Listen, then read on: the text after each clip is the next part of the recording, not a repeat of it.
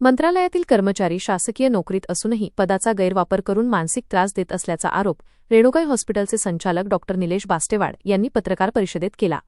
डॉ. निलेश बास्तेवाड यांनी पत्रकार परिषद घेऊन मंत्रालयातील कर्मचारी जगदीश सकवान व त्यांच्या कुटुंबियांविरोधात गंभीर आरोप केले. वारंवार खोट्या तक्रारी करून मानसिक त्रास देणे, बदनामी करणे, शासकीय यंत्रणांची दिशाभूल करणे तसेच पदाचा कथित गैरवापर करून दबाव टाकण्यात आल्याचा आरोप त्यांनी यावेळी केला.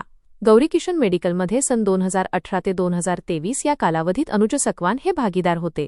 भागीदारी दरम्यान मोठ्या प्रमाणात आर्थिक व्यवहार झाले.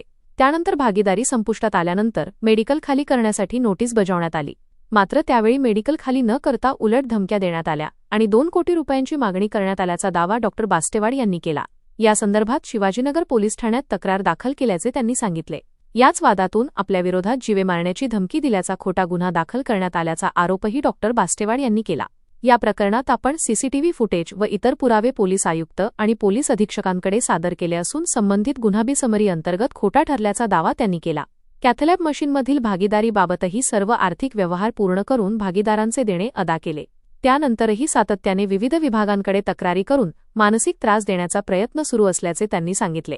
या प्रकरणी न्यायालयात दावा प्रलंबित असल्याचेही त्यांनी स्पष्ट केले.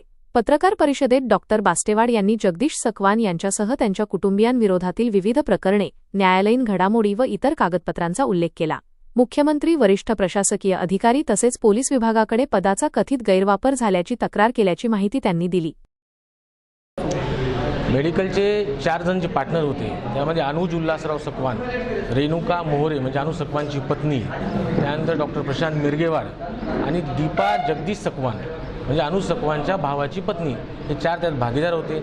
यांनी सर्व गोष्टीमध्ये अफरातफर केली, फायनान्सचे पैसे उचलले, यांचा मेडिकलचा माल पुरवठा मेडिकल त्या डिस्ट्रीब्युटरचे पैसे दिल्यामुळे यांचा माल पुरवठा खंडित झाला आणि इथं सगळा तुटवडा पूर्ण निर्माण झाला. पेशंटची गैरसोय होऊ लागली, कोणाची हेळसांड होऊ लागली.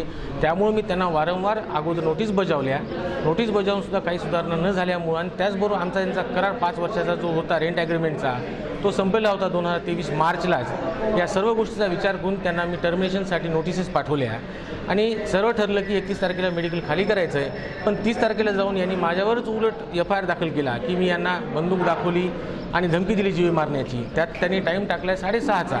पण 6:30 ते 8 वाजेच्या काळामध्ये मी माझ्या ओपडीमध्ये पेशंट तपासत होतो. CCTV कॅमेऱ्यामध्ये सर्व गोष्ट कॅप्चर आहे आणि हॉस्पिटलला सगळे CCTV कॅमेरे आहेत. मग हीच बाब जेव्हा मी पूर्ण CCTV कॅमेरा घेऊन सगळ्या पूर्ण त्याचे फुटेज घेतले आणि माननीय पोलीस आयुक्त, अधीक्षक यांच्याकडे जाऊन न्याय मागितला, तेव्हा त्यांनी पूर्ण सगळ्या गोष्टी पाहिल्या आणि त्या CCTV फुटेजमध्ये क्लिअर दिसत आहे की मी माझ्या ओपडीमध्ये आहे. तर जो माणूस ओपडीत बसलेला असेल तो जाऊन पुढच्या माणसाला धमकी कसा देईल? आता काल जे वृत्तपत्रात न्यूज टाकल्या गेली त्या 2 गोष्टी त्यात नमूद केलेल्या आहेत. एक नमूद केलेलं आहे की मी त्यांना कोणतीही आधी इंटिमेशन दिलं नाही आणि डायरेक्ट त्यांचं मेडिकल मी टर्मिनेट केलं, म्हणून त्यांनी पोलीस स्टेशनला 1 तारखेला जाऊन आणि ही धमकी दिली. त्यामुळे त्यांनी जाऊन त्या ठिकाणी तक्रार केली. आता तुम्हाला याच्यात दिसत असेल की 6 डिसेंबरला पहिली नोटीस आहे माझी गेलेली. त्याचबरोबर खाली त्यांनी इन्फॉर्म टू ऑल पार्टनर लिहिलं आहे. दुसरी नोटीस पाठवलेली आहे 22 तारखेला, त्यातसुद्धा ही नोटीस रिसिव्ड आहे. याचबरोबर ड्रग डिपार्टमेंटलासुद्धा नोटिसेस दिल्या मी सगळ्या ह्याच बाबतीतल्या. आणि त्यांचा जो करार होता मुळातच तो माझा संपलाही होता 2023ला मार्च 23लाच. पण हे सर्व न्यायालयीन न्याय प्रविष्ट असूनसुद्धा जाणून बुजून प्रत्येक जागी तक्रार दाखल करायच्या. जिल्हा शल्य चिकित्सक कार्यालयात तक्रार, जिल्हाधिकारी कार्यालयात तक्रार, police station, SP office, commissioner office, सगळीकडे खोट्या गोष्टी सांगून तक्रारी द्यायच्या. म्हणजे मानसिक दबाव, मानसिक त्रास देणे, बदनामी करणे या सगळ्या गोष्टी त्याचा उद्देश आहे. प्रत्येक वेळेस आजपर्यंत 17-18 तक्रारी झाल्या. 17-18 तक्रारीला प्रत्येक वेळेस जाऊन उत्तर देऊन प्रत्येक गोष्टीच्या सगळ्या गोष्टी दिल्या, त्यांचे अहवालही घेतलेत. हे सगळे गेल्या खोट्या गोष्टी आहेत. प्रत्येक जागी ह्याच पद्धतीने प्रत्येक ऑफिसेसला मंत्रालयाचे कर्मचारी म्हणून तिथून कोणाच्या माध्यमातून फोन लावून टाकून दबाव टाकण्याचा याचा प्रयत्न असतो. आणि हा मानसिक त्रास आहे, मानसिक छळ आहे आणि दबाव टाकून आणि वैद्यकीय सेवेमध्ये सगळ्या गोष्टींना अडथळा निर्माण व्हायला लागल्या. प्रत्येक वेळेस त्याच गोष्टीत वेळ जातो आहे. मागचे 15 दिवस झालं पोलीस अधीक्षक कार्यालयात तक्रार दिली आहे आर्थिक गुन्हे शाखा विभागामध्ये. मागचे 15 दिवस झालं त्याच्या स्टेटमेंट, त्याचे डॉक्युमेंट्स या सगळ्या गोष्टी मी देण्यामध्ये तिथं आहे. त्यामुळे रुटीन काम जे चालू आहे, रुग्णसेवा चालू आहे, या गोष्टीमध्ये अडथळा निर्माण व्हायला लागला. आपल्याकडे शासनाची योजना आहे महात्मा ज्योतिबा फुले, त्यामुळे रुग्ण वेगवेगळ्या भागातून आपल्याकडे येतात. या सगळ्या कार्यामध्ये अडथळा निर्माण व्हायला.